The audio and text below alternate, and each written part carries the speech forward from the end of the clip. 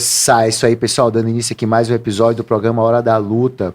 E hoje, como sempre, um episódio extremamente especial. Estamos aqui com o sensei Luiz Façanha.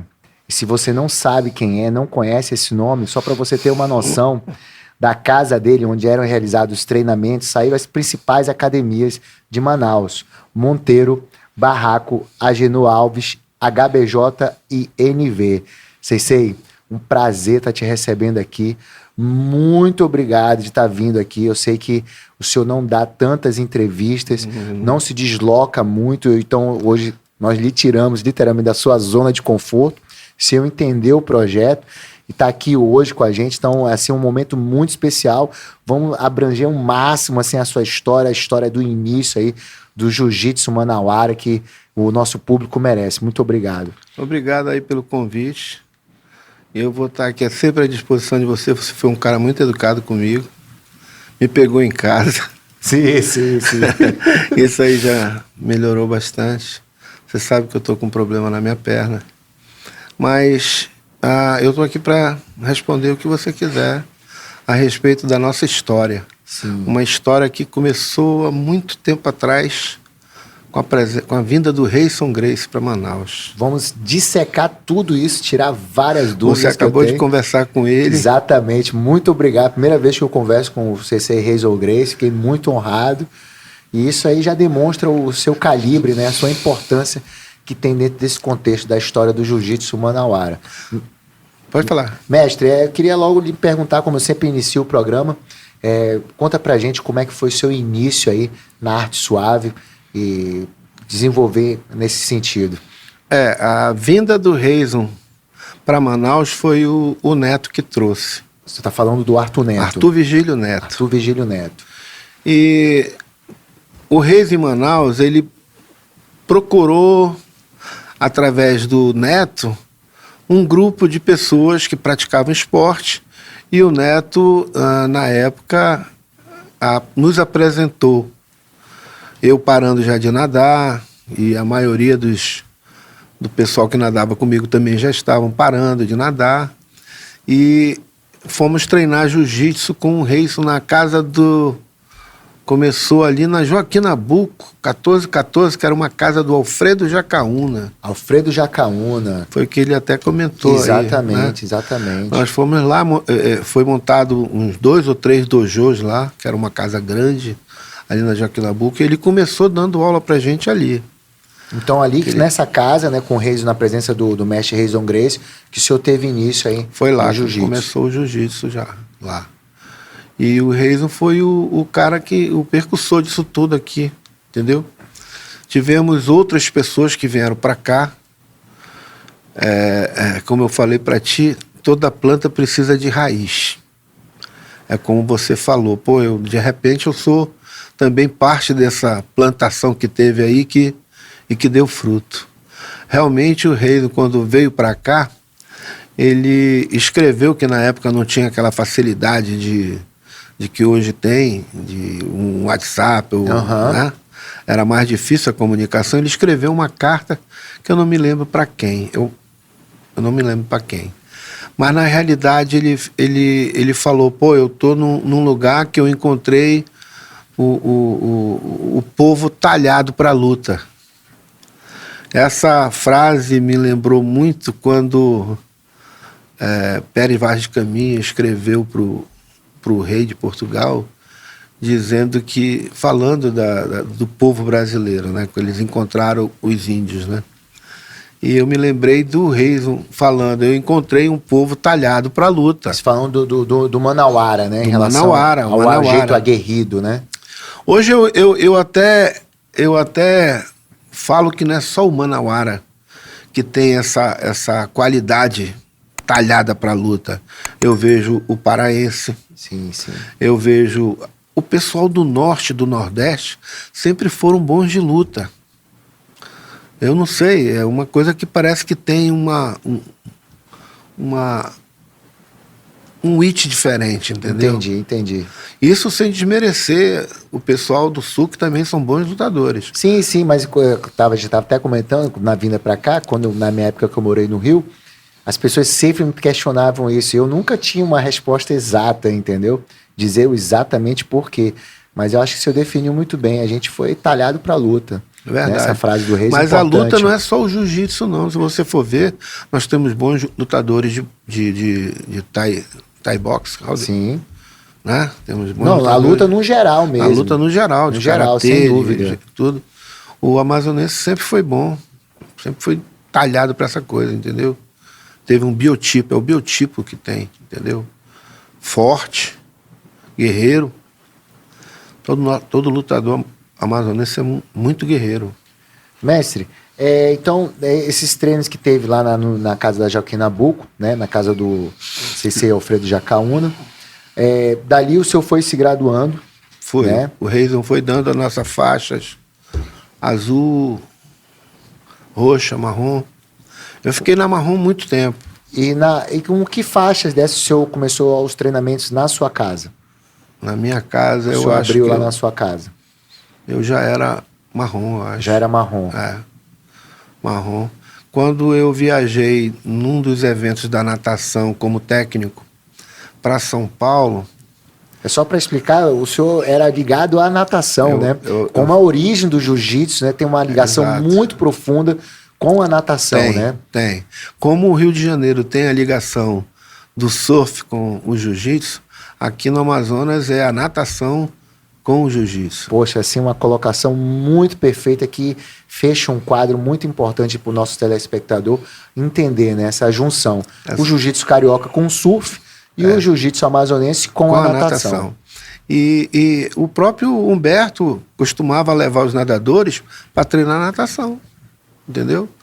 Então essa ligação com a natação, que a natação é um esporte que realmente você trabalha o alongamento, você trabalha a resistência muscular localizada, você trabalha a resistência pulmonar, entendeu? Um gás, né? O gás Você acha que foi aeróbico, isso, então, anaeróbico. O senhor acha que foi isso que chamou a atenção, então, do Reis? Os atletas eram muito bem preparados, mesmo não sabendo o jiu-jitsu, iniciando no jiu-jitsu, mas já eram muito preparados fisicamente? Fisicamente, sim. Foi isso que agradou no Reison, foi essa preparação desses atletas. Porque nós éramos um grupo que ninguém tinha visto, ninguém fumava, ninguém bebia, entendeu? Então, isso facilitava para quem ia dar treino com uma pessoa que é fora de uso de drogas e bebidas, outras coisas mais, entendeu? E como treinador, o treino flui muito melhor, que o treino que você bota, os atletas executam, né? É verdade. Eu tive minha academia lá, como você citou aí, o Nonato, Paula Meba, o Humberto, Falabella, Guto, Liano. A gente costumava fazer... Eu costumava, às vezes, pelo fato de menino, sabe o que é como é juventude, né? Gostam de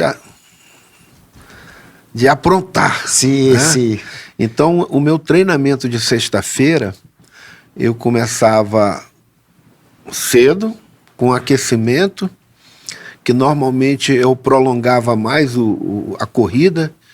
Em vez de a gente ir até aquele conjunto da Confaz e voltar, a gente ia até a Ponta Negra e voltava. Entendi. Esse daí que você está falando no Débora já, né? No Débora. Na casa do Débora. Débora. E esse treinamento ele fazia isso para ver se tirava um pouco do gás desses meninos, entendeu? Dava uma diminuída. Para dar uma canseira nele, para eles não irem para a noite aprontar, entendeu? Entendi. Então o treinamento na sexta-feira tinha pancadaria. Era a famosa pancadaria, né? Tinha pancadaria direto à sexta-feira. Então quando às vezes o cara não queria cansar na noite, queria aproveitar a noite, ele faltava o treino. Aí na segunda-feira aí vinha castigo em cima, entendeu? Sim, a cobrança o treinamento é muito mais forte, entendeu? Então, essa foi a história que a gente começou com a academia lá no Débora. Entendi. E eu tive realmente muitos alunos. Tu acabou de saber que o presidente da federação sim. foi meu aluno da federação do Pará, né? E, mestre, o senhor tinha essa noção que dali ia se espalhar de uma maneira tão ampla, né? Eu não sabia que ia ser isso tudo. De verdade. Hoje você viu o Reis falando, que o Amazonas ele é o segundo polo de luta Sim. de jiu-jitsu no Brasil. Não só por praticantes, como campeões. Entendeu? Nós fazemos sempre campeões. Sim, sem dúvida. Sem Hoje dúvida. nós temos grandes lutadores, eu vejo aí, eu acompanho muito. Mas o Amazonas sempre teve campeões. Sempre. Entendeu? E nessa história do Amazonas toda, entendeu? Eu tive bons alunos que foram embora. E eu não tive mais notícia deles. Eu pensei até que quando o cara disse, Luiz, olha, sou eu, treinei contigo. Eu pensei até num lutador que eu tive, um garoto que eu tive que treinou comigo, que ele lutava muito. Era muito bom, tinha uma habilidade muito grande, bem flexível, forte, resistente. E ele foi para Belém. Ele era um cara alto e eu acho que alguém chamou ele para ser modelo. Aham.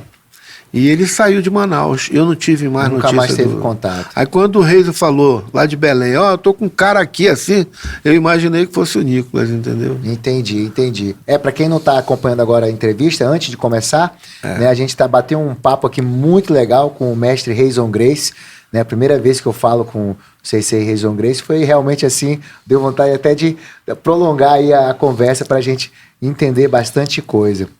Mestre, e aí o senhor falou dos treinamentos na sexta-feira, né? O senhor colocava a pancadaria, o porquê que o senhor colocava.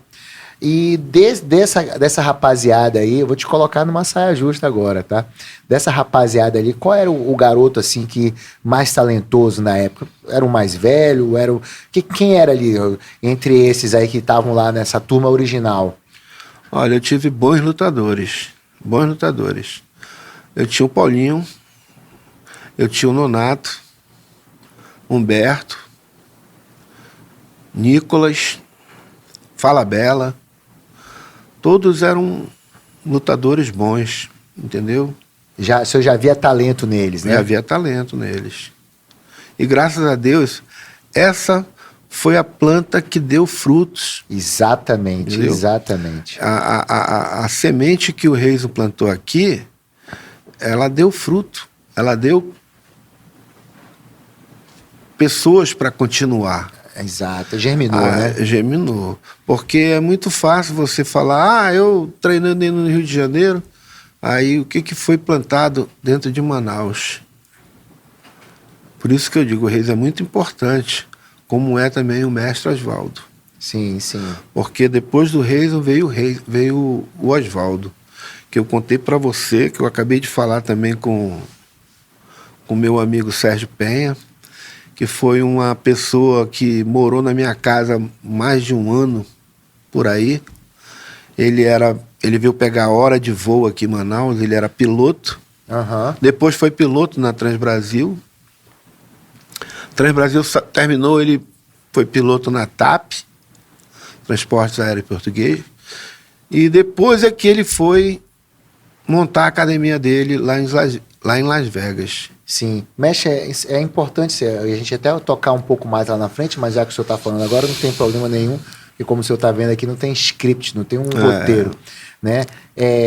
Acho que as pessoas sabem da passagem do mestre Sérgio Penha pelo Manaus, mas engraçado que ninguém nunca comentou. Então acho que é uma oportunidade boa da gente falar, o senhor já falou o porquê que ele veio parar aqui em Manaus, mas explica para o público aí quem era o Sérgio Penha, qual era a academia dele, né, para as pessoas entenderem. Sérgio Penha, na minha visão, para mim foi um dos lutadores mais técnicos que eu vi lutando, entendeu? Eu não botei o melhor, mas para mim ele era. Mas eu conheci vários lutadores bons, como eu já citei também do Hollis. Do Hollis, né? Vamos já falar sobre ele também. O Hollis, para mim, foi um cara que me ajudou quando eu tive problema, por causa a pedido do Reison, né? E outra pessoa importante que teve na minha passagem pelo jiu-jitsu foi um senhor chamado João Gonçalves. João Gonçalves, né? João Gonçalves, quando eu fui para São Paulo, como técnico de natação, para um campeonato brasileiro, a Federação Amazonense de Natação, presidida pelo Robertinho Caminha, ele alugou uma casa lá em São Paulo, e nós fomos, e ele levou uns atletas do Amazonas para treinar no Pinheiros, que era tricampeão brasileiro de natação. Então, ele disse, pô, Luiz, tu não quer levar uns atletas, que eu também estava em prova final de faculdade, e eu com dificuldade. Ele disse, Luiz, tu tem que treinar os meninos, que se tu não levar, eles não vão, eles só vão se for contigo. Então, foi eu e o Ali como treinador, e foram de atletas o Beré, o Junho, o Alberto e o Antônio Flávio. E o Ali com a Claudinha. Foram 4 atletas para lá. E fomos para treinar. Os atletas foram para ficar lá 2, 3 meses, entendeu? Aham. Chegando lá, eu conheci o Oswaldo, o João Gonçalves. João Gonçalves. Vi ele passando com um kimono, me chamou a atenção. Eu digo, porra, um kimono ali. Eu viciado em luta. O senhor já era faixa marrom de Já. jiu-jitsu, né? E eu fui com ele. Fui atrás dele. Quando eu olhei, eu vi no final do dojo lá, do ginásio, um grupo de lutadores lá, de judô, né? Não sabia quem era. Era um grupo de lutadores de judô da seleção brasileira. Ele treinava, o João Gonçalves treinava o pessoal da seleção brasileira de chão. Eu me sentei num banco lá, ele veio falar comigo. Me viu curioso, né? Aí perguntou se eu lutava judô, eu disse que não lutava judô. E ele perguntou, e você luta o quê? Eu digo, olha, eu luto jiu-jitsu. Qual é seu nível? Eu digo, olha, eu sou marrom. Então, me aguarda um pouquinho aí, depois que eu quero dar um treino contigo, que eu também gosto de jiu-jitsu. Eu digo, aguardo. Aí o meu irmão chegou, o meu irmão foi para treinar natação, Aham. tá? E o Nando chegou, e aí, Luiz? Eu digo, rapaz, o professor aí quer treinar com a gente, comigo. Bora treinar? Bora. Quando terminou o treino da Federação dos Atletas do Judô do Brasil, na época era Carmona, Luiz Shinohara, Thales, eu não me lembro de outros mais. Aí ele veio falar comigo, eu disse, olha, eu só não tenho kimono. Ele disse, não tem problema, vou arrumar esse kimono para você. Aí ele me botou um kimono e me botou qual é a sua faixa? Eu disse, eu sou marrom.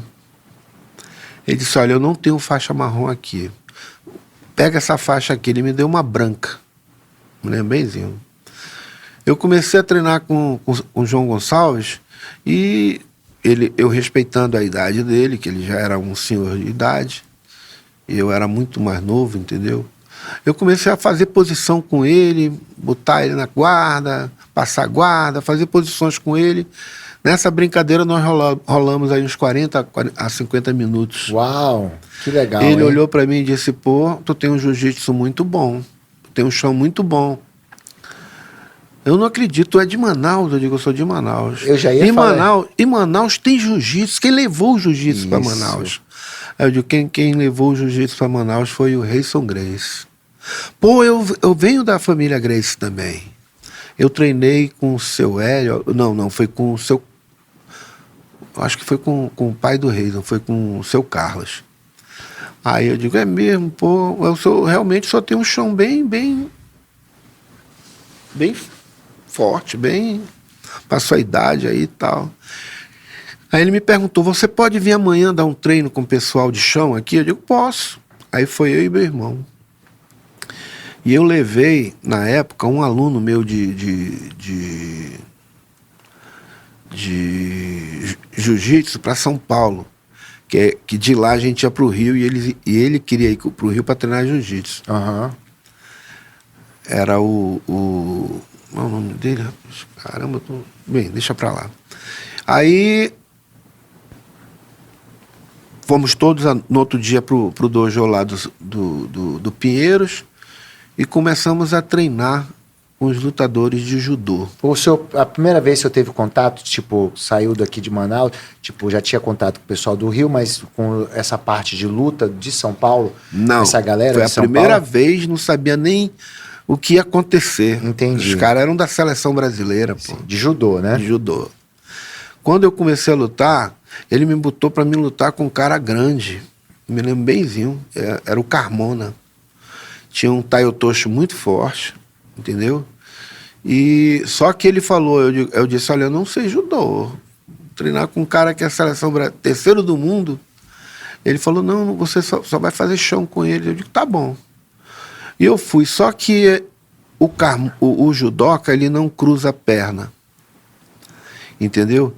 Então aquilo ali me facilitava muito numa chave de perna. Entendi. Eu naquela época usava chave de perna, e quem usava chave de perna, o pessoal dizia, não, é grosseria isso, é não sei o quê. Já tal. tinha isso, essa Já mística tinha. em relação à chave de perna, né? Não, hoje você vê que hoje a variedade de chave Sim, e aí também o brasileiro é muito grande. pecou muito, né? Porque os americanos estão bem adiantados nesse processo. Nesse processo, sim. Você porque vê que nós ele engorda, ficamos para trás nessa parte. Porque quando o cara engatava, como o senhor mesmo disse, essa chave da chave de perna, tudo. Foi verdade. Então a gente ficou um pouco para trás nesse quesito. Mas o que aconteceu foi isso. Eu vi a facilidade do cara grandão, forte, descruzar a perna, eu catava a perna do cara rapidinho e ia pra costa dele. Levava a perna dele, ele se esperneava todo, tentava me segurar e não tinha jeito. Aí foi quando eu peguei umas 2, 3 vezes o cidadão lá na chave de perna, e o João Gonçalves veio falar comigo. Pô, Luizinho, me chamava de Luizinho. Luizinho, a chave de perna não pode ser usado. Eu digo, mas... Aí foi quando o Carmona disse, por que não pode ser usado? Porque você não cruza a perna, o judô é aberto. Ele disse, então é uma falha nossa do nosso esporte. Já detectou isso aí, né? Ele mesmo detectou. O Carmona disse, isso é uma falha do nosso esporte, pô. Eu não sei nem quem é esse rapaz, nem de onde ele vem. E eu tô batendo para ele. Você acha que eu tô bem com isso? Falou pro mestre. Eu fiquei, porra, embaraçadíssimo, né? Sim, imagina. Vendo uma situação dessa, do cara chegar e falar pro João Gonçalves, porra, o cara eu não sei de onde vem. Tipo, aí foi quando disseram, ele é do Amazonas. Puta, vem lá de onde? Pô, nessa época ainda, né? O que tem? O que o Amazonas produz, pelo amor de Deus? Para esses caras virem aqui, porque não era só eu. Tinha o Nando, o seu irmão, né? Fazendo também a mesma coisa, e esse aluno meu que estava comigo. Entendi. Aí ele ficou todo sem jeito, tal. Até eu fiquei. Tanto que eu vacilei para ele, tentar ser amigável com o lutador. Eu facilitei até pro cara. Sabe quando você diz, porra, eu vou... que você tá na casa da outra pessoa, né? Eu vou dar uma maneirada. Pô, realmente eu já peguei algumas vezes, eu vou dar uma maneirada. Eu vou maneirar, porque, pô, realmente tô aqui na casa do cara e... Mas foi a primeira vez. Sim, primeira vez, né? Que houve esse confronto. Eu não sabia. Eu tinha um amigo meu muito grande, que esse aluno veio do Tetsu. Tetsu foi um grande judoca que foi para Manaus. E o Tetsu fez muita amizade com a gente. Eu ia treinar com o Tetsu. Não judô, chão. Chão, né? Tetsu tinha um chão bem melhor do que esse pessoal. Eu não sei se é porque rolando com a gente, escambau, ele tinha um chão bem mais apurado que o do pessoal de lá. São Paulo, né? São Paulo. Ele era paulista também. Mas eu não sei se aquele convívio de fazer luta com a gente, de ir para academia, ele era professor de judô. Ele veio o estado do Amazonas, mandou buscar para ele dar qualidade no judô amazonense. Olha que legal, hein? Foi. Que iniciativa. Uma iniciativa, legal. Eu acho que do Gesta. Muito bom, hein? Então isso tudo ficou gravado na minha mente, entendeu? Eu até facilitei, né, como eu estava te falando, vacilei, ele me pegou no braço. Entendi. Ele me pegou numa americana. Isso ficou gravado. Ficou gravado. Mas eu bati no normal, pá, bati. Mas ele puxou de uma forma violenta o meu braço, porque eu era muito novo, então, para mim, tudo, no outro dia eu já estava lutando de novo. E com o João Gonçalves, ele me levou em várias academias em São Paulo, de pessoas que lutavam jiu-jitsu. Entendi. Que, segundo a história do jiu-jitsu em São Paulo, tinha o seu Pedro Emetério, Eu que já é ouvi Grace. falar. Isso. E ele dava jiu-jitsu. Então tinha uma família Grace em São Paulo. Em São Paulo, já mas nessa época, né? Mas eu não sei se eu tive algum lutador que lutou comigo que era do Pedro Emetério, o seu Pedro Emetério. Mas nós passávamos o carro deles todinho. Entendi. Entendeu? E com o jiu-jitsu que o senhor aprendeu aqui com o mestre Hazel Grace, né? Com Hazel Grace. Quando eu fui para o Rio de Janeiro, eu já fui com um problema de saúde.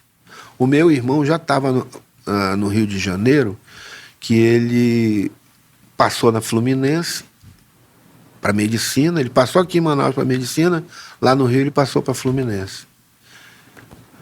Como a mulher dele era carioca e filha de militar, e ele voltou para o Rio de Janeiro, ele foi atrás da esposa dele, né? Que era namorada, né? Ele foi para o Rio. E lá ele fez a prova da Fluminense, entrou na Fluminense. E o Nando, ele começou a treinar no Oswaldo. Ah, ele já começou a treinar no Oswaldo. Ela começou a treinar no Oswaldo. Então o senhor começou com o Reison, Comecei com né, ele. com o mestre Reison, e já o Nando Começou com o Oswaldo. Com o Oswaldo. Não, o Nando treinou com o Reis aqui. Pô. Entendi. Tu não viu o Reis falando aí? Sim. Ó, o Nando. É, o Nando que o mestre Oswaldo sempre, quando falava de Manaus, né, lá nos treinos do Rio, ele falava Nandinho. Nandinho, ele chamava de Nandinho e Luizinho. É, exatamente. Então, na realidade, foi esse contato que nós começamos a ter com o mestre Oswaldo. Isso eu já vendo aqui, né, já no início a gente contando a ordem cronológica, né? Olha só que legal, né? Se eu teve contato com o jiu-jitsu do Reison, né, que veio do Carlos Grace, né? Aí já teve o contato com a escola do mestre Oswaldo, né? Já teve uma passagem por São Paulo ali, já treinou, já absorveu, e isso aí já lhe deu uma bagagem muito grande para a época, né? Que não era comum, né? O atleta ficava ali, por exemplo, esses atletas que o senhor teve a oportunidade de treinar lá em São Paulo, eles provavelmente nunca tinham saído para treinar com pessoas de fora do Brasil, de São Paulo, eram campeões mundiais, pô. Não, mas eu digo treinar o chão com pessoas de diferentes de regiões diferentes, entendeu? Foi o que foi de o Manaus, espanto dele. Pô, de Manaus. O quê? De Manaus? Isso aí não Cara, não pode. Se fosse do Rio de Janeiro. Não conseguiu entender. Se fosse de Minas Gerais. É isso. Mas de Manaus? Sim. Caramba, esses caras vêm de Manaus. Onde é que eles aprenderam isso? Chave de perna, a movimentação, essas movimentação no chão, né? É isso. Então a gente deve ter. Então realmente foi uma coisa assim impressionante isso aí, viu? Então esse privilégio, né, fez o seu jiu-jitsu lá na sua casa, quando o senhor estava dando, ter já uma ordem de uma gama de treinamento já diferenciada, né? Sim, sim. Se bem que com o Oswaldo... Com o Sérgio Penha, daí no mesmo contexto disso. Sérgio Penha veio... Não, aí o que aconteceu? Eu fui para o Rio de Janeiro com aquele meu problema de saúde, no qual o Reison e o Hollis me ajudaram muito lá. E lá, como eu tinha que recuperar o movimento da minha perna, eu fiquei fazendo fisioterapia com o Dr. Abud. Não esqueço o nome mais dele. Que ele era também um estudante, um aluno da família Grace de Jiu-Jitsu. Tudo se interligando, né? Tudo se interligando. Porque o Carlinhos Neymar, ele era aluno do Hollis. E ele conhecia o Dr. Abud, que era o fisioterapeuta. Foi ele que disse: Luizinho, você vai procurar esse doutor aqui, que é lá na Nossa Senhora de Copacabana, tal, assim. Foi com uma recomendação dele que eu fui pro Dr. Abud. Entendi. Doutor Abud também já chegou com um bilhete dizendo que eu era lutador de jiu-jitsu e tal, tal, tal. Já me tratou assim com grandes regalias, eu vou te dizer. Que foi o cara que conseguiu me devolver o movimento da minha perna, que eu estava paralisado. E dali eu comecei a ir com meu irmão para a casa do Oswaldo, que era na Dias da Rocha. E antes ele dava treino no Olímpico. Ele saiu do Olímpico, eu não sei por qual motivo, e foi para a casa dele. E por incrível que pareça, Rodrigo, ele conseguiu fazer um dos grandes lutadores, que para mim é o Sérgio Penha, num cubículozinho, uma área, uma varanda de um prédio, que não tem 2 por 1 e pouco. Era uma varandinha pequena. Então o Sérgio Penha foi feito ali, né, nessa parte aí, como ele fazia os treinos dele na casa do mestre Oswaldo, na época na Dias da Rocha. Antes da Ministro Viveiro de Castro, né? Antes da Viveiro de Castro. Ah, que legal. Ali na Viveiro de Castro, o Serginho já derrubou com meu irmão a parede para aumentar o dojo lá. Poxa vida. Nós fomos fundadores lá da academia do mestre. Sim, porque tinha uma coluna, né? Então tinha uma parede, né? Nós tínhamos que deixar a viga, né? Aham. Aí, pra não cair tudo, né?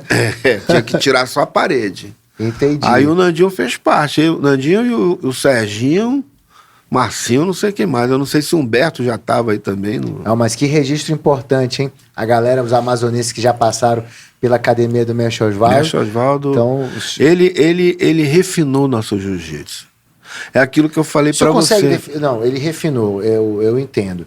Mas qual foi a diferença, o senhor consegue dizer pra gente, do que o senhor aprendeu com o Reison, que com certeza é extraordinário também, mas quais são as diferenças para o nosso público entender? Jiu-jitsu Reison, mestre Oswaldo. É grande. Com Oswaldo, ele refinou mesmo, entendeu? Tanto que nós tivemos uma evolução muito grande no Jiu-Jitsu Amazonas.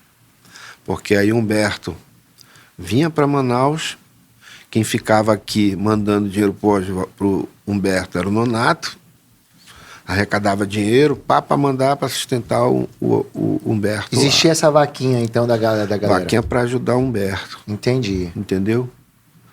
Eu já estava parando, mas os meninos estavam continuando.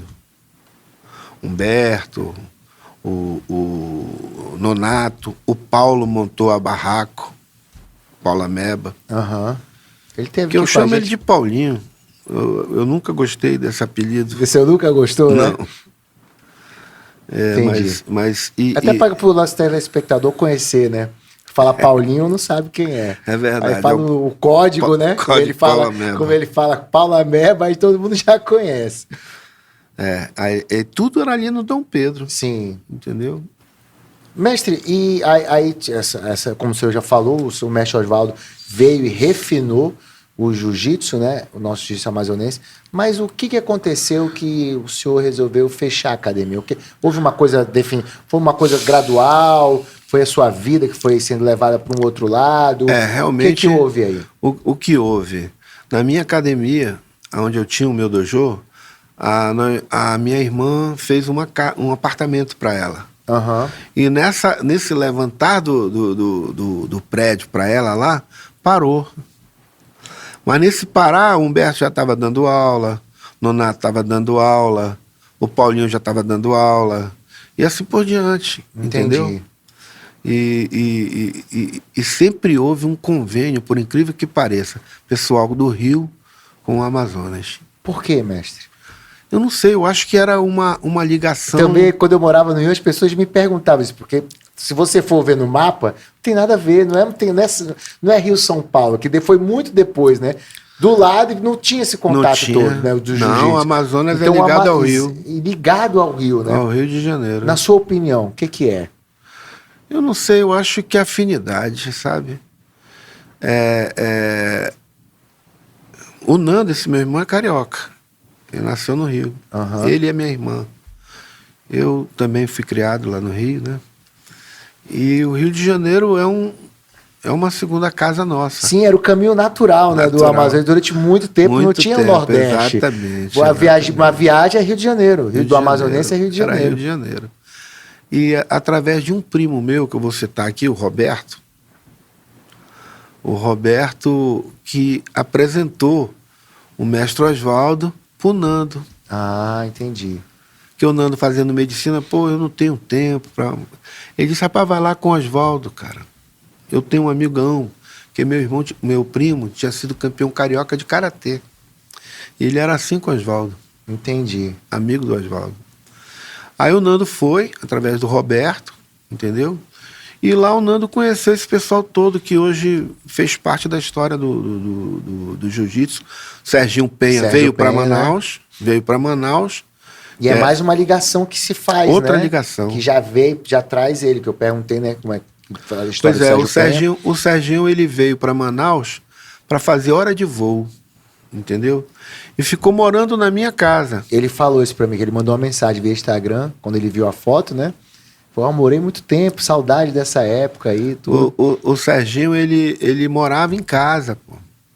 Era louco pelo meu pai, entendeu?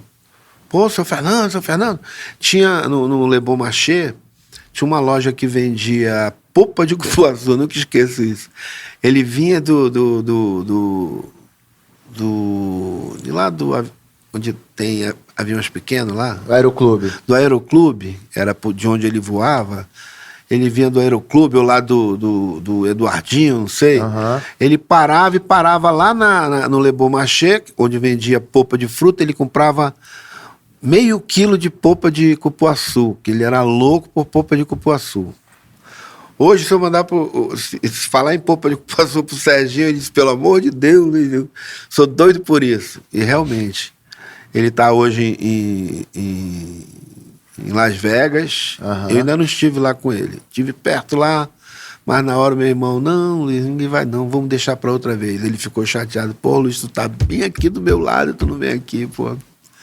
Ele é tipo irmãozão, pô. Ah, imagina, morou na sua casa, né? Morou em casa. Mestre, e o Sérgio Penha, ele tem uma situação que o pessoal comenta muito, principalmente a galera das antigas, né? Que é os 100 quilos dele, né? Porra. Que fala, não era 100 quilos. Porra, isso aí, cara, é uma coisa diferenciada. E comenta aí pra gente isso aí. Rapaz, os 100 quilos do Serginho, meu amigo, quem não tivesse um tórax resistente, já batia lá. Isso, muita gente só fala. Na distribuição de peso dele. É a distribuição de peso que era diferente. Na puxada que ele trazia, ali se o caboclo não tivesse um pouquinho de musculatura ali, não segurava os 100 quilos dele, não. Então, na puxada dele, puxada e a distribuição. A distribuição de peso, certinho.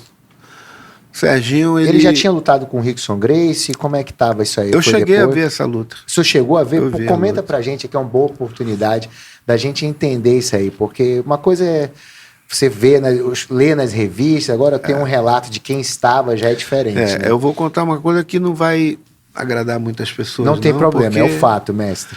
O Serginho, ele estava com uma lesão numa costela. Na costela dele.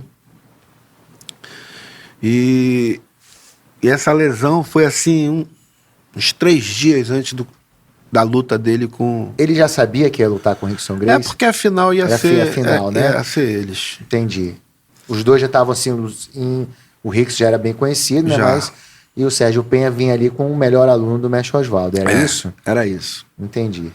Já havia uma previsão de uma final dos dois, que nem foi a final, foi semifinal. Semifinal. Porque o Rickson nem foi para a final. O cara que foi para final com ele foi campeão, porque ele não participou da final. Mas depois eu fiquei sabendo que o cara deu a vitória pro Rickson, mesmo assim, mas eu não sei. Mas eu vi a luta, eu assisti a luta. Qual foi? O senhor lembra do ginásio onde ela ocorreu? Rapaz, eu não sei se foi na ABB. Agora faz muito tempo, eu não lembro. Mas foi ali acho que pela Lagoa. Entendi. Mas na realidade o ginásio ficou um silêncio quando a luta começou dos dois. Que era a luta esperada, né? Serginho e Rickson. Eu admiro muito o Rickson, muito mesmo, entendeu? Principalmente agora com a situação que ele está passando. Sou mais fã dele ainda. Sim, acho que todos nós, né? Não tem como não ser. Mas, na realidade, o que aconteceu foi o seguinte: o Rickson pegou o Serginho bom. O Serginho meteu aí uns pontos na frente do Rickson direto. Só que já desde o começo da luta, desde o primeiro, já foi ditando o ritmo. Já foi ditando o ritmo. Ali, eu vi o Oswaldo pedir para ele segurar a luta. Só que a intenção do Serginho era querer finalizar o Rickson. E o Oswaldo já de fora, já pedindo maneira, vendo o tempo para segurar e segurar o resultado. Tá com ponto na frente, segura. E aí eu venho da contusão dele.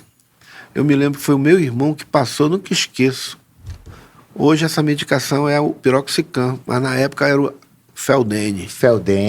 Só tinha o Feldene. Entendi. Depois é que perdeu a patente e agora você compra o piroxicam de 20 miligramas mais barato, né? E o Nandinho disse: olha, Serginho, eu vou te passar um anti-inflamatório, mas eu te aconselharia a não lutar. Era na costela? Era na costela. Ah, entendi. Quer dizer, se ele montasse no Serginho, estava acabado. O joelho também na barriga, né? Qualquer coisa ali, ele tinha que jogar o tempo todo. Mas você sabe que quando você está com uma lesão numa das costelas, até para respirar, para ti é ruim. Não. A costela é muito complicado lutar. Entendeu? Muito complicado. Mas aí o que aconteceu? O Serginho fez uns pontos em cima do Rickson. O senhor lembra exatamente do que, mestre? Desculpa ficar perguntando detalhes, rapaz, mas é para o pessoal ter um contexto. Eu acho que foi uma passagem de guarda. Passagem de guarda. Foi uma queda.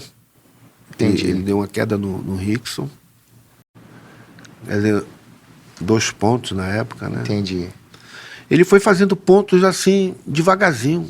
Entendi. Entendeu? Aí o que aconteceu? Faltando alguns minutos para terminar, aí que vem o guerreiro, que é o Rickson, né? Ele conseguiu, uma bobeada que o Serginho deu, desequilibrar o Serginho. O Serginho estava numa posição de ataque. O Rickson desequilibrou o Sérgio e caiu na montada. Ali acabou com o Sérgio. Entendi. Ali na montada já... É uma situação que ele não poderia deixar chegar, né? Aí chegou. Com a ele lesão, já caiu, né? Encaixando um estrangulamento no Serginho. Entendi. Pendeu, botou a cabeça no dojo ao contrário, segurou. Mas o Serginho, ele bateu pela dor mais na costela do que do estrangulamento.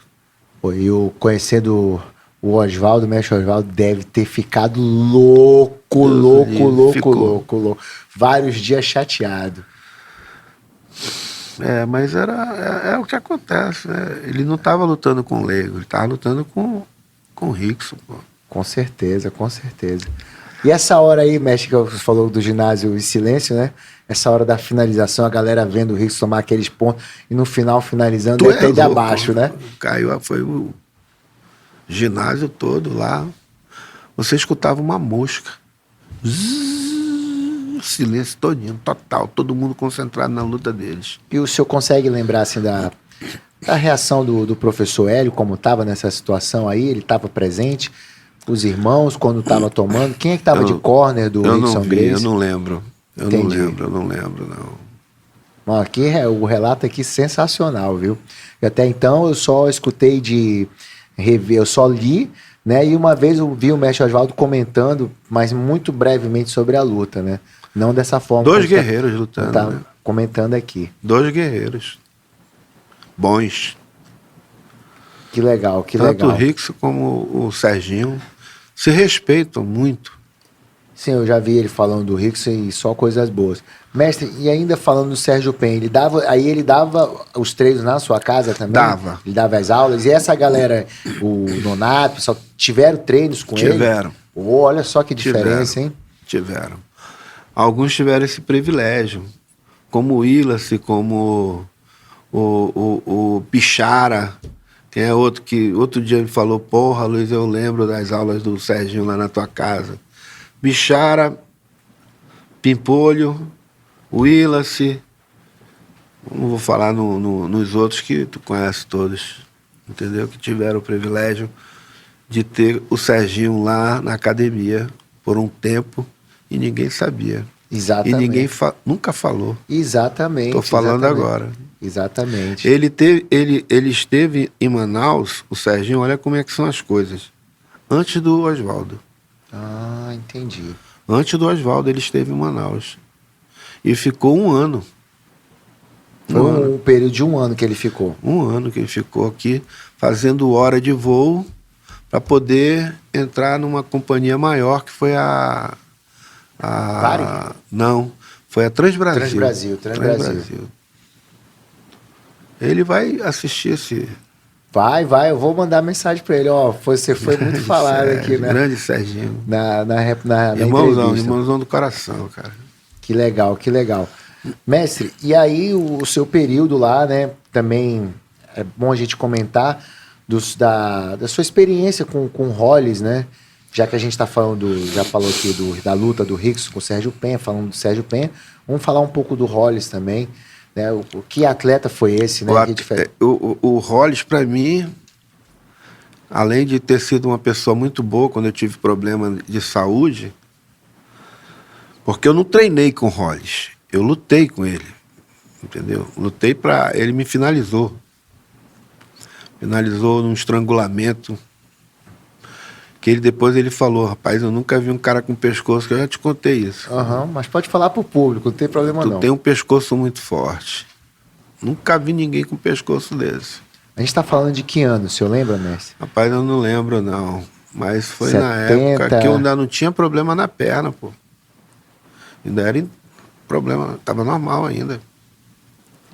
Uma característica que o senhor pode falar pra gente do Hollis Gracie, que o senhor lembra? O cara rápido, o cara raciocínio, o que diferenciava tanto que as pessoas falam dele até hoje? Como o melhor de todos os tempos, né?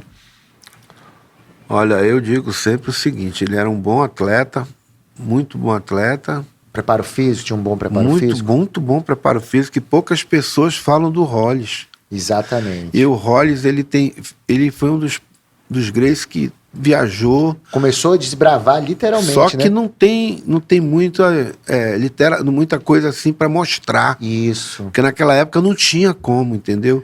Quando aparecem algumas lutas, como eu já vi dele lutando na Rússia, né? Na Rússia, sambo. São dados que ficam na história, isso aí, entendeu? Ele lutando com os russos lá, com o pessoal de sambo, né? Eu acho que, fazendo uma analogia, os russos também deviam ter esse sentimento. Cara, que chão, que é isso que esse brasileiro... O que tá acontecendo lá no Brasil, cara? Como é que eles tiveram acesso a isso, né?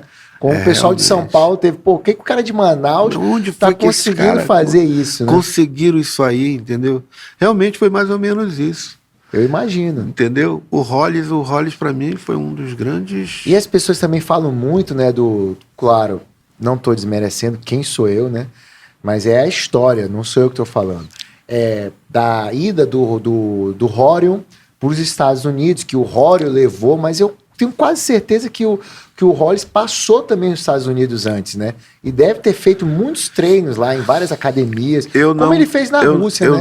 Eu não vou te dizer, porque nesse ponto eu não tenho conhecimento. Mas é tipo assim, ó. Se ele é um cara que viajava, se ele chegou na Rússia, e a Rússia é longe, meu.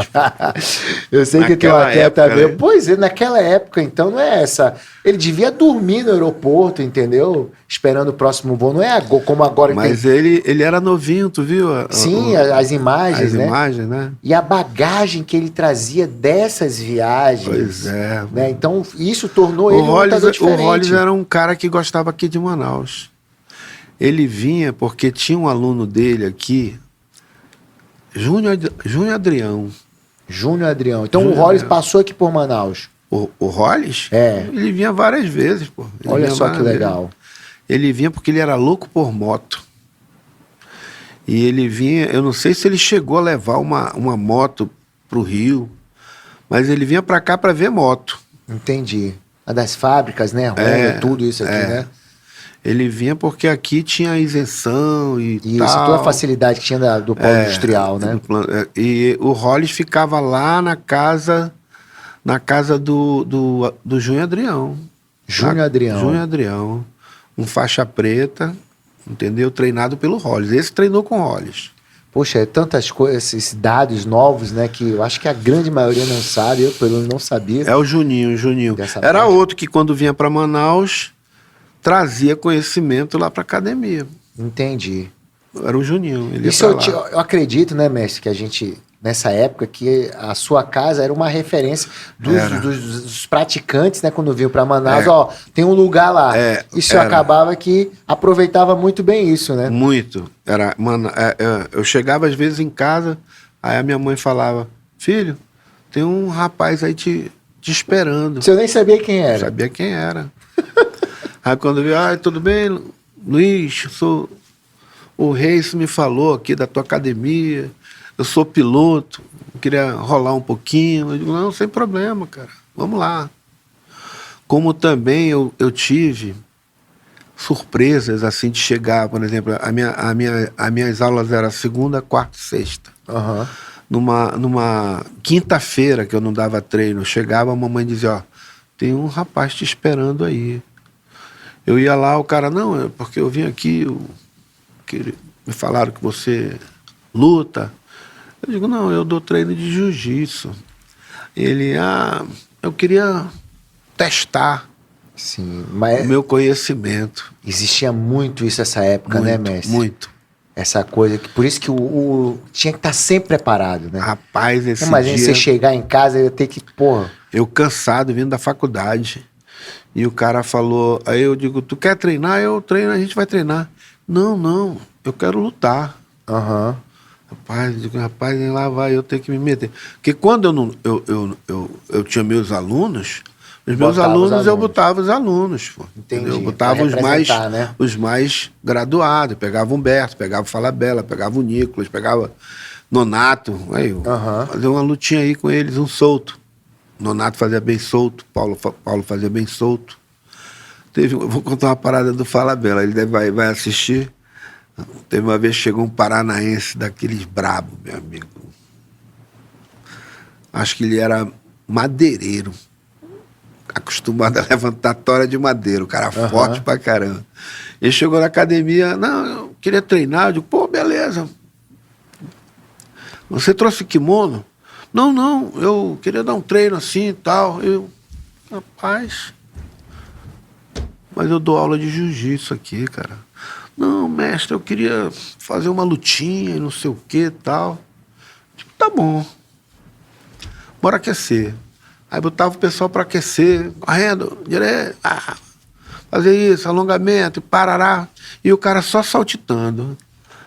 Terminou, eu cheguei e falei, Bela, vai lá com ele, faz um solto com ele. Todos os meus alunos fazem um solto. Isso era uma coisa já natural. Na sua academia, já existia. Todos os alunos praticavam solto. Faziam solto. Né? A gente chama solto, né? Sim, mestre, só para dar um pequeno parêntese, o solto que não existe mais hoje nas academias de jiu-jitsu, né? Não sei se eu tenho esse conhecimento. Ele simplesmente não existe. Existe praticantes faixa pretas hoje que eles não sabem zero da parte de pancadaria. Não sabem, eles não sabem. É incrível, né? Como mudou dessa época onde o atleta de jiu-jitsu era preparado para o combate mesmo. Era. Né? Não precisava ser lutador profissional. E para hoje, né? Quando ele ficou única e exclusivamente esportivo. Não, mas eu acho até bom, sabe? O senhor acha bom? Eu acho. Porque o lutador de vale tudo, se ele não souber chão, ele não sabe luta. Mas hoje ele precisa ter conhecimento de outras artes. Além do chão. Não, o senhor acha bom, tipo, um faixa preta hoje não saber se defender? Eu acho difícil não saber, viu? É, porque não tem mais isso. Tipo assim, ó, como o senhor falou, os atletas vinham ali branca, azul, toda sexta-feira fazendo essa parte, tendo esse contato com a gente diz, com a realidade, né? Eu fazia. E hoje não tem mais. Sabe que menino é fogo, né? Eu botava 3 cadeiras na academia e mandava apagar a luz. Entendi. E a pancadaria cantava no escuro. Ensaiava no escuro. Pode perguntar do Humberto, do Nonato. Se botar isso numa academia hoje, mestre, ela esvazia por completo. Esvazia. É disso que eu tô falando, entendeu? O pessoal era Ele não sabe disso, não sabe. Ia pra porrada no escuro. No escuro. Então, daí é que veio... E o senhor aprendeu aonde essa luz apagada? Ninguém fez Ninguém. isso, não. Fui eu que fiz. Porque ele se espalhou pela cidade. É. Tanto o dia, sexta-feira, né? Quanto o treino de luz apagada, que apaga. E eu faço na minha academia hoje. É mesmo? Sim, nos alunos na sexta-feira, quando eu vou lá, agora eu não estou dando aula mais na sexta, mas eles são conhecidos, esses treinos, nos profissionais também. Eles, do nada eu apago as luzes. Apaga a luz e aí. Então Vai foi lá na sua. Mão aberta, hein? Foi Vai lá na luz. sua academia que começou, então. Foi. Ninguém ensinou pro senhor. O senhor veio lá e começou. Que legal, olha só. Chegou até mim. De como puxar uma cadeira, puxar por baixo. Num bar, tu puxa a cadeira por baixo, não por cima, né? Até tu virar, o cara já encaixou. Ah, entendi agora. Agora eu tô Você entendendo tá o que é da comentando, cadeira. tu puxa por baixo, entendeu? Tchum! Entendeu? Já Pra se defender. Pra se defender, claro. Faz sentido, faz sentido. Então esse paranaense muito forte, ele treinava, eu acho, alguma coisa no Paraná. Eu acho que ele fazia solto. Entendi. Que ele tentou bater, ele pegou o Falabella assim muito rápido. Entendeu? Ele pegou o Falabella vacilou, ele pegou o cara forte pra caramba, pegou e levantou o Falabella. Não tô brincando, não, levantou o Falabella aqui. Ele ia jogar pra fora do tatame lá, que era. Eu digo, não, deixa ele. Aí, porra. Aí eu digo, eu vou lutar com ele.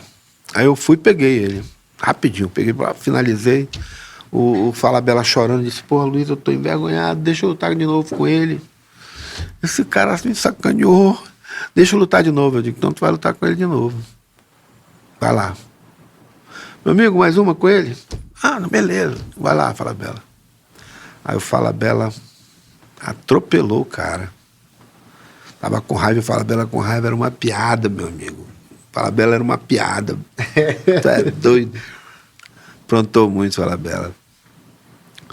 Aí, então tinha essas coisas de você estar em casa, chegar o cara de noite, sozinho com o cara na academia. E, tipo, eu sei que alguns desses vinham através... Mas, por exemplo, esse aí que o senhor tá contando nesse episódio, como é que ele chegou na sua academia?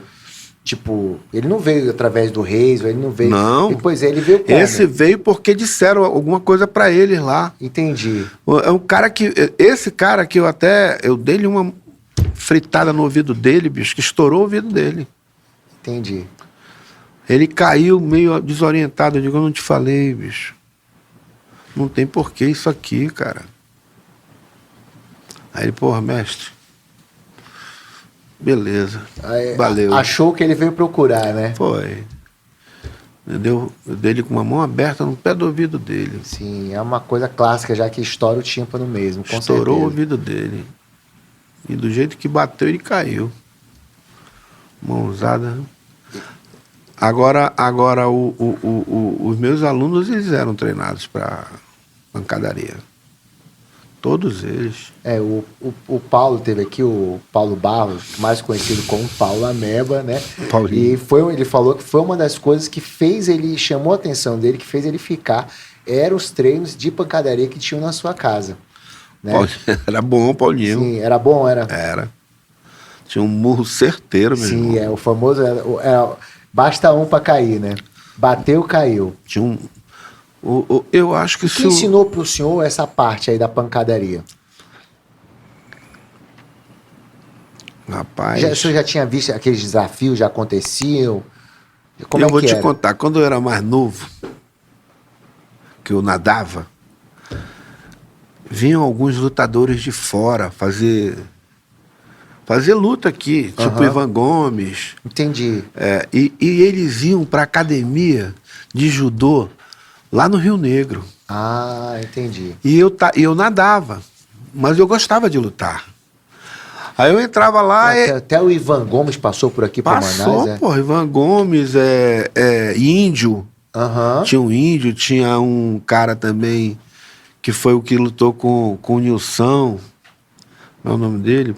Euclides Pereira. Sim, para muita gente é um dos grandes lutadores, melhor até que o Cássio, o pessoal faz esse debate, né, do Euclides. O Cássio também já falava muito dele, né?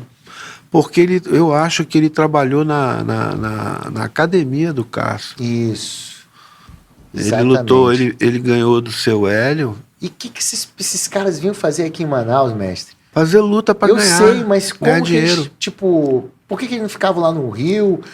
Porque não é a gente tá falando de uma época Eles que são não... nordestinos. Ah, tá. Ivan Gomes, Euclides Pereira, todos são nordestinos. Então deviam rodar o Brasil todo e sair na porrada, Esse né? Ivan Gomes era um cabocão forte pra porra. Precisava Exatamente. ver. Ele ficava brincando comigo, eu era moleque. Como o Guto ia pra lá, criancinha, eu ia pra academia lá, dos caras lá. Entendeu? Lá na academia do Nilson, que era de judô, né? De judô, né? Que legal. O senhor falou aí do Guto, né? O Sensei Guto, que é pequeno, né? Tem os irmãos Monteiro, né? Os irmãos Pô, que Monteiro. legal, né? Vocês falando que estão sempre acompanhando nosso programa, os alunos dele também. Então, que a Academia Monteiro, né? Iniciou lá na sua casa. Na verdade, ele mesmo falou aqui, quando esse primeiro contato, né? Foi. Ele era lá do Débora, pô. Sim. Eles eram do Débora. Eles, o Nicolas, esse que falou agora, que o Reis falou aí, que está como presidente da federação, Sim. o Ricardinho. Eu acho que o Nicolas, salvo engano, foi a pessoa que levou o Guto, eu acho. O irmão foi, dele, ele falou. E o Iano, né? Que é foi mais o Nicolas. Comentou, tô com jiu-jitsu e tal. A gente treinando essa luta aqui. Foi o Nicolas que levou. É isso mesmo. Foi o Nicolas mesmo. E essa rapaziada toda, né, mestre? Devia também fazer o boca a boca, né? Conversar nos colégios, aquela coisa toda. O problema todo é o seguinte... Era mais ali aquela região, porque não tinha essa facilidade que tem hoje de você pegar um telefone, falar e filmar e tirar foto. Claro. A dificuldade era grande. E a academia lá da minha casa, lá, no Débora, era longe, pô. Entendi. O Débora era longe, Era né? longe. Então a maioria do pessoal era de lá mesmo, Aquela do Dom Pedro... ali, né? Débora, era daquela região dali. Agora eu tinha amigos meus que eram do centro, né? Mas a maioria era dali. E olha só, que você falou legal, podia ter uma mensagem do CC Ulisses. CC Ulisses Paixão, mandar um grande abraço aqui para ele. É um cara que está sempre me ajudando nas pautas. Manda um abraço pro Ulisses. Ele manda o contato da pessoa. Às vezes eu não tenho nem ideia de como eu vou conseguir chegar nessa pessoa. E aí vou lá e ele me socorre. Então um grande abraço aqui, CC Ulisses Paixão. Ele mandou aqui, ó. Fala meu nome.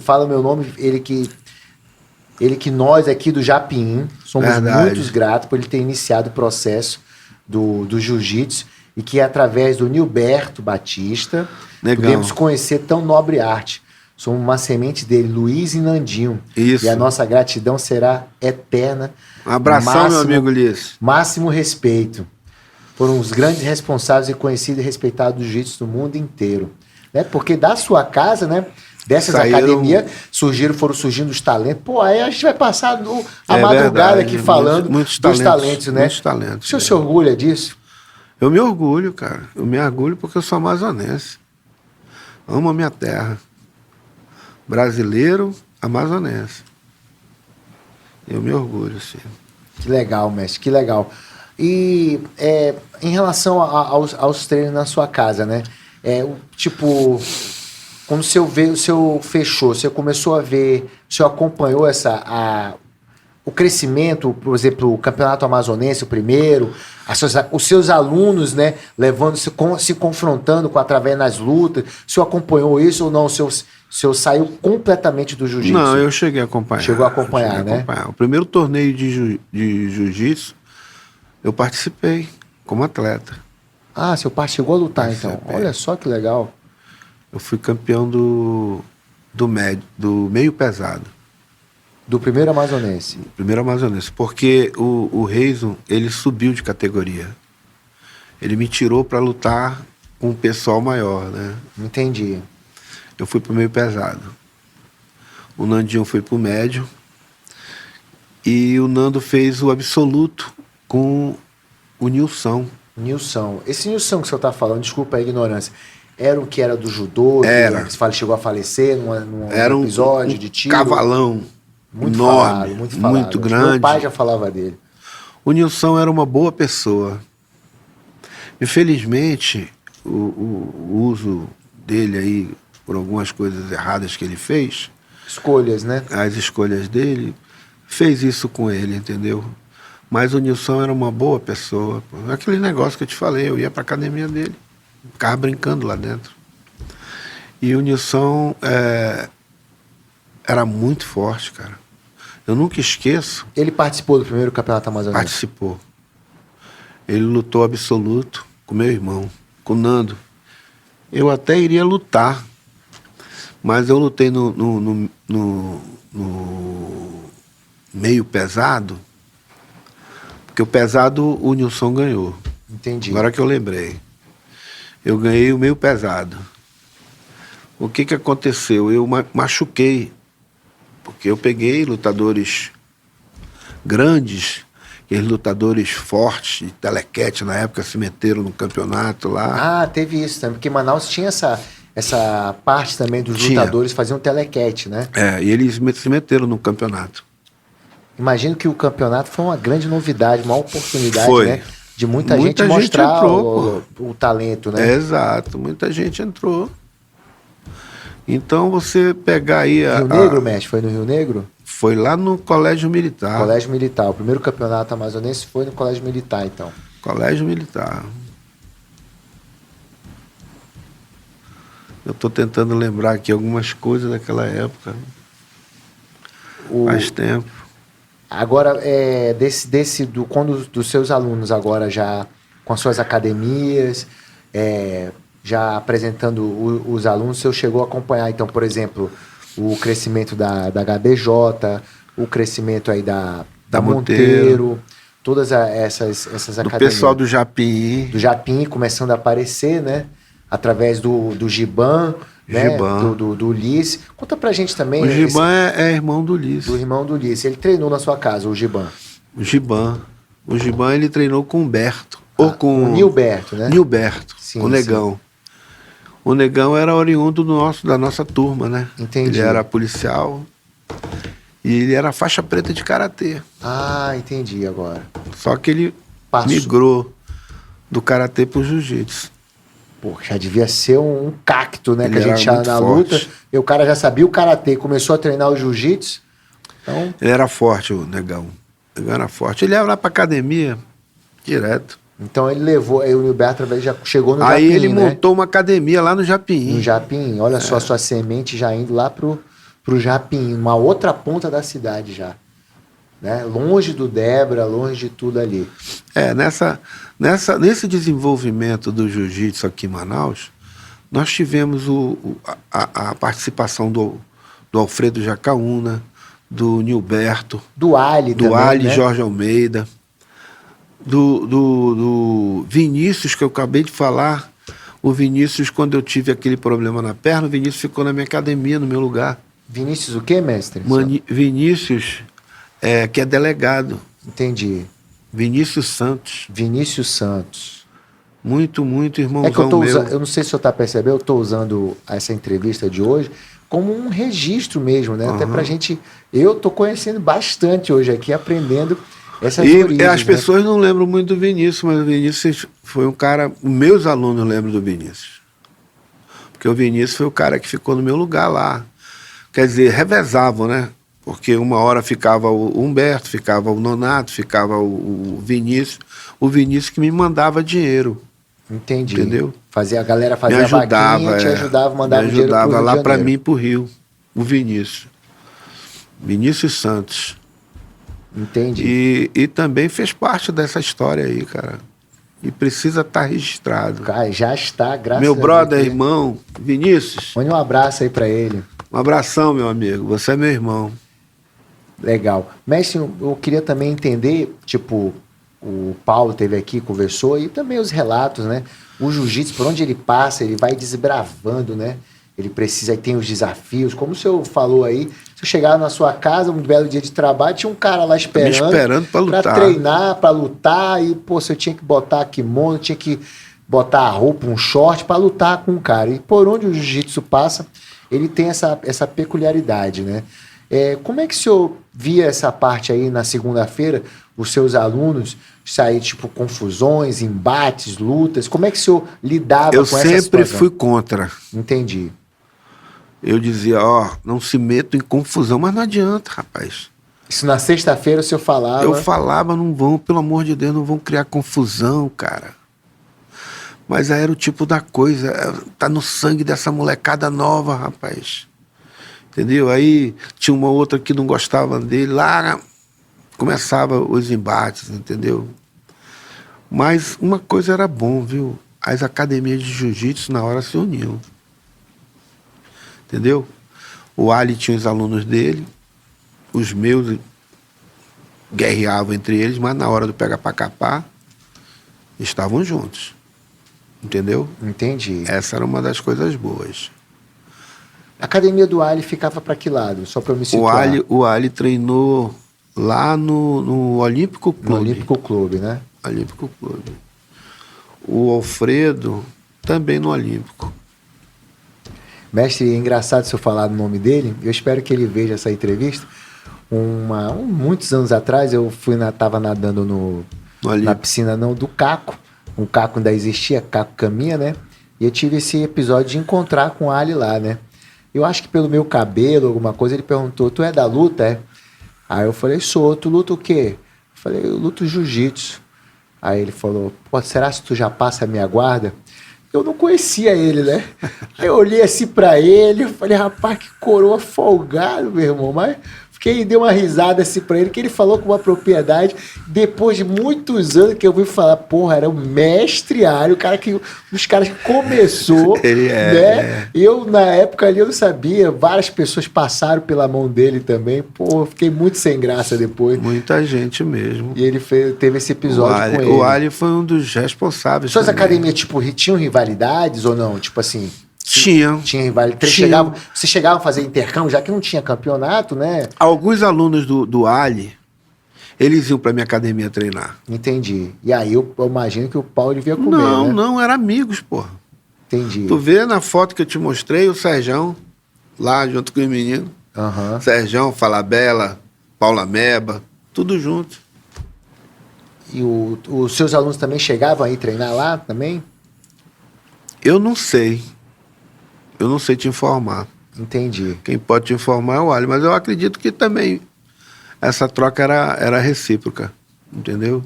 Qual era a diferença do jiu-jitsu que o senhor dava lá pro jiu-jitsu do Ali? Não sei se é adequado falar, mas eu acho que não vejo problema, né? Na sua visão. Pronto. Na minha visão... Na sua visão. O Ali chegou a treinar com o mestre Oswaldo também. Que legal. Não havia muita diferença, não.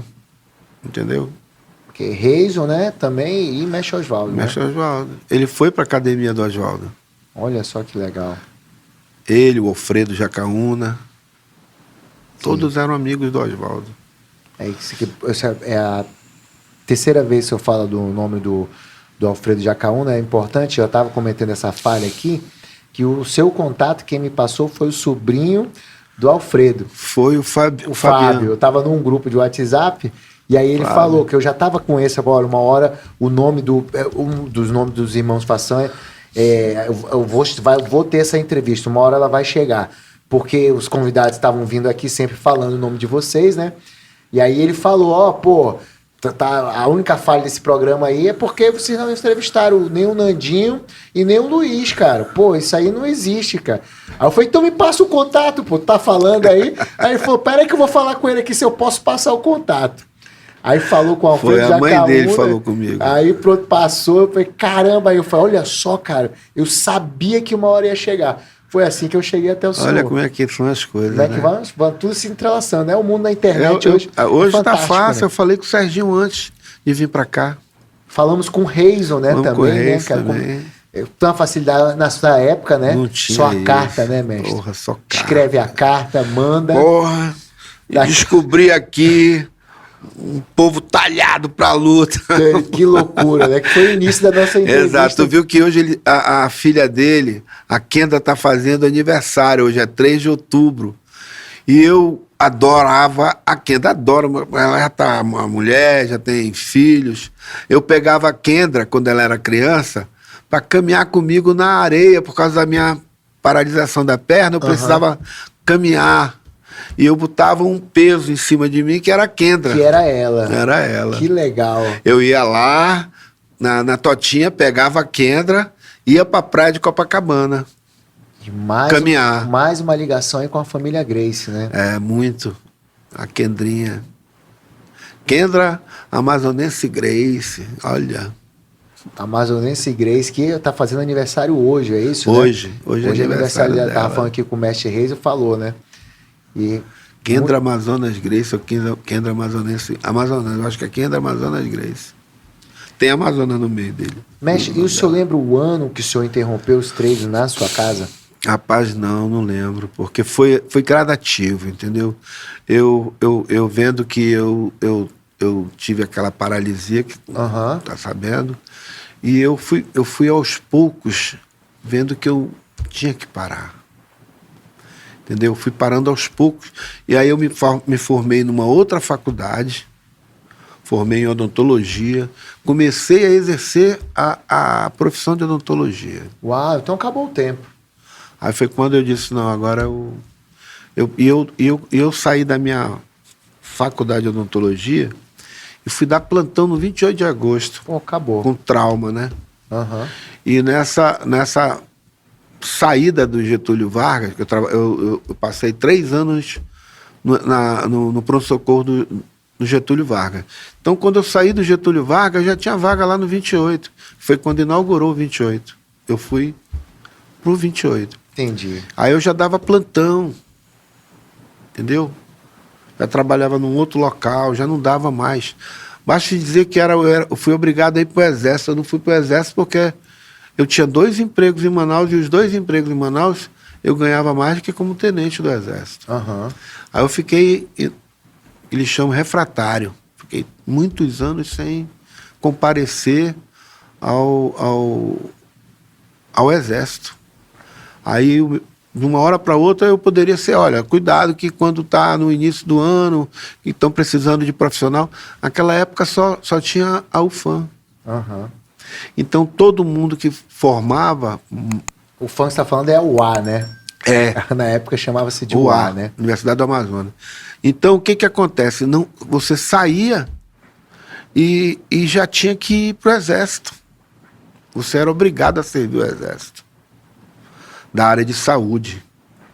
Então, como eu não servi quando novo, que eu viajei para os Estados Unidos, quando eu formei em odontologia, não, você vai ter que servir. Aí eu digo, não dá, não tenho como.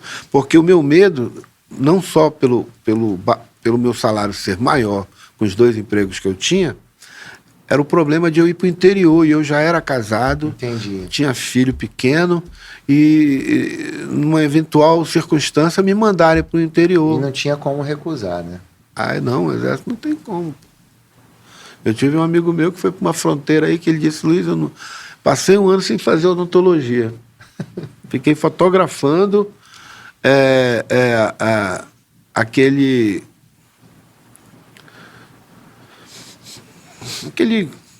da Colômbia, que são guerrilheiros. Sim, as Farc. As Farc. Ficava fotografando os caras da Farc. No local que a gente ficava, eles ficavam próximos, às vezes eu fotografava com a minha... Odonto que é bom nada, Odonto que é bom necas. Esse amigo meu, ele até hoje trabalha comigo. Grande Chico. Que legal, que legal.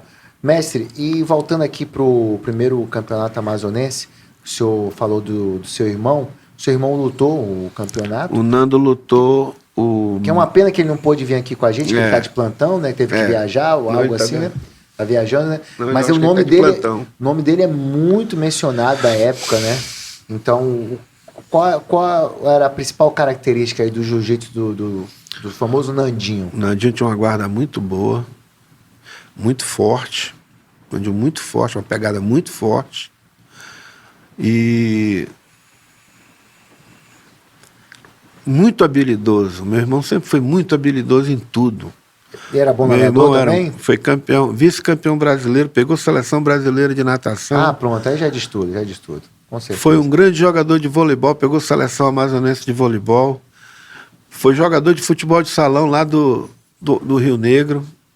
Devia jogar polo aquático também, né? Não, polo aquático eu joguei, ele jogou, todo mundo jogou. Todo nadador Todo nadador jogou polo aquático, né? Todo mundo jogou polo. Eu, Caco, Javali, que está até hoje jogando polo aquático. Grande Javali, um abraço. Eu já vi o Javali, ele não vai nem saber que eu sou da minha existência, mas eu peguei uma parte ali na Vila Olímpica, na piscina pequena, ali, ele jogando polo aquático, fiquei impressionado com a habilidade dele. Ele é gordo e joga pra caramba, e cara, uma agilidade muito grande dentro da água. E tem um arremesso forte, rapaz. Deus o livre, muito grande. Agora, Grande uma boa Java. oportunidade também, porque eu escuto esse nome desde criança, e acredito também que todo amazonense que tem, por falta aí dos seus 40 e poucos anos, também já escutou, que é o nome do Caco Caminha. Rapaz, né, o Caco... Conta pra gente aí quem era esse personagem amazonense, a partida dele, como foi, como refletiu na época, porque até hoje se fala, né? Eu lembro que eu ia botar um cachorro quente, meu pai ficava, não come isso aí não. Eu também não como até hoje. Mudou a rotina do amazonense, né? Eu não como cachorro quente. Conta pra gente aí. O Caco, ele era iluminado. O Caco botava o apelido de todo mundo. Todo mundo que tem javali, burro preto, peixe-boi, todo mundo que ele tinha, ele botava um apelido e pegava. Então o Caco era aquele cara que veio para viver aquele tempo que ele viveu. Viveu intensamente. Intensamente, mestre? Intensamente. Treinou jiu-jitsu com o Reisso. Entendeu? E eu vi o relato que eu conheci o seu Roberto Caminha, o falecido Roberto Caminha, que é o pai do Robertinho, né? Conversei com ele em inúmeras oportunidades, e ele falava das viagens do Caco, né? O Caco foi para... Ele jogou polo fora. Foi para a Hungria. Isso da Hungria, né? Foi para a Hungria. Então, um cara muito viajado numa época que não era todo mundo que tinha condições de viajar, né? O Caco foi pela seleção, para a Hungria. Era um bom boia. Tinha uma explosão nadando, rapaz. Ele disputava a bola, era difícil ele perder uma bola, olha. Porque a bola, quando se liga, você joga no meio, né? Aí sai um de lá, um de cada. Né? E o Caco era um sprint nato, meu amigo. Com todo aquele corpo dele mais forte que o nosso, né? Como na o senhor época. Ficou sabendo da partida dele? Como é que foi? Foi muito duro para mim, o senhor cara. Pode falar, professor? Foi duro, porque até hoje a gente tem na cabeça, meu Deus, como é que o Caco morreu, cara? Ele foi assistir a luta do Zulu com Rickson. Ele, Alfredo. E tinha lá no Rio também um campeonato de natação. E mais uma vez, né? A luta entrelaçada com a natação, né? Ele disse, não, eu vou assistir a luta do Zulu com o Rickson e assisto a Carla, que era uma aluna do Olímpico na época, nadar. Carla Claros. E ele era, na época, diretor de natação do Olímpico. Ele foi assistir a luta, e eu falei, naquela época, tu lembra das filmadoras que eram grandonas? Sim. Digo, pelo amor de Deus, Caco, grava essa luta, cara. É uma luta histórica, né? Grava essa luta, que essa luta vai ser, porra.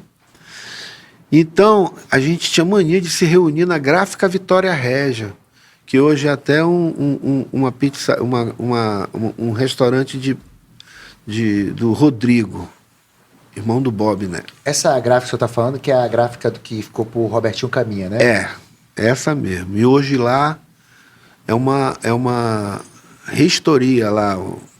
Entendi. Uma casa de massas do Rodrigo. Eu gosto de ir lá porque é muito gostoso lá. Então a gente tinha mania de ir para lá, ficava queimando uma vela. Queimar vela é conversar. Conversar. Tinha para lá jogar uma conversa fiada com Robertinho, Alfredo, Caco, Patuca, todo mundo ia para lá. E eu falei, Caco, tu tem que filmar essa porra e trazer, que eu não vou pra luta. Foi o Alfredo, foi o Caco, não sei se o Robertinho foi. Acho que não foi, não. Que na época o Robertinho estava como presidente da Federação de Natação e tinha os campeonatos aí, eu acho que ele não foi, não. Aí ele disse, não, deixa que eu vou filmar aí e tal. Quando ele chegou em Manaus, eu fui na gráfica de manhã cedo. Porra, Caco, cadê o Caco? Rapaz, o Caco não estava bem. Eu digo, porra, ele ficou de trazer a fita para mim. Que ainda era aquelas fitas, né? A galera nova não vai entender nada aqui, né? Eram umas fitas. Pessoal, eu antes só não tinha internet, então as lutas eram acompanhadas através de uma fita VHS. Você colocava num videocassete. E como o mestre falou aqui, para filmar não é uma filmadora, um negócio absurdo, né? Então não era tão simples você ter uma imagem. E essas imagens, essas fitas, mestre, eram extremamente cobiçadas, difíceis de se conseguir. Né? Geralmente quem tinha que emprestar para outras pessoas, para essas pessoas ver, porque não tinha acesso à informação, né? É verdade. Então só para dar esse parênteses aqui para o nosso público mais jovem, mestre. Que o pessoal... E aí você chegou lá... O Caco não Cheguei lá de manhã cedo, o Caco filmar. não veio, não.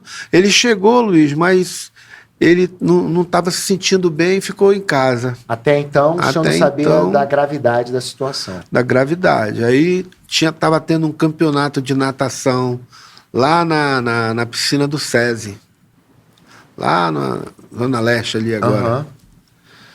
E eu fui pro campeonato lá. Cheguei lá, Robertinho, cadê o Caco? Não, na busca da fita, né? Doido pra ver a luta, né? E cadê o Caco? Não veio, não, cara. Não veio. Ele não tava se sentindo bem, não. Eu digo, porra, caramba. Fui pra casa. Quando é de noite, o telefone toca. Sabia que a chamada depois de meia-noite é preocupante. O cara já vai atender preocupado, com certeza. Aí o telefone tocou, meu pai atendeu. Era o Ali. Pô, seu Fernando, o Luiz, cadê o Luiz? Aí o papai, Luiz, estão te chamando. Peguei o telefone. Alô, ele disse, porra, Luiz, é o Ali. Tem uma notícia muito ruim para te dar. Eu digo, porra, então fala logo, cacete. O que foi? O Caco morreu. Rapaz. Sabe aquele impacto assim que... Não, ele tá mentindo. Ele viveu na putaria, viveu... Não, é mentira. É mentira. Logo em seguida da chamada do Caco, o Patuca, que é irmão dele... Na chamada do Ali, né? Depois da chamada do Ali, o Patuca chamou. Porra, Luiz, o Caco morreu. Rapaz, eu desmoronei, olha. Que a gente é criado desde criança, desde 8 anos, a gente convivia. Porra, até hoje eu ainda sinto, cara. Eu tô percebendo pela sua maneira de falar, você tá revivendo as coisas, né?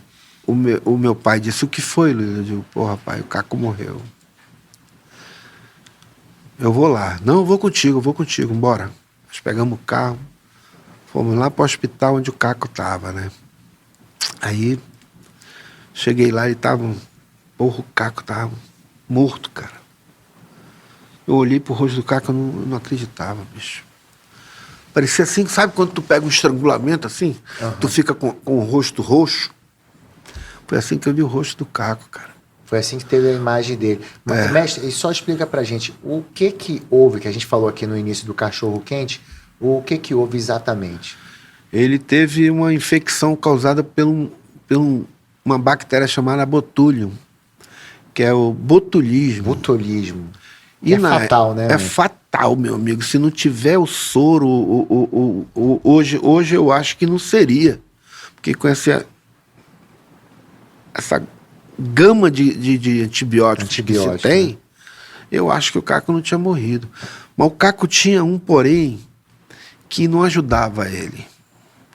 Ele não tinha, por isso que o apelido dele era Caco. Ele não tinha o baço. Tinham tirado o baço dele. Que é um dos órgãos que ajuda no combate, né? No combate, E então, quando eu vi o Caco morto ali, rapaz, meu amigo... Foi duro, é. E foi, depois que ele chegou do Rio, o senhor acha que foi o quê? Um dia, 2 dias? Uma semana? O que foi? Não, foi rápido. Ele chegou de manhã não foi. À noite eu fui pro coisa falar com ele, não tava. Quando foi de madrugada, ele morreu. Entendi. Foi rápido. Ele já veio no avião. Só veio no avião já ruim, entendeu? Morreu muito rápido. O Caco morreu rápido demais.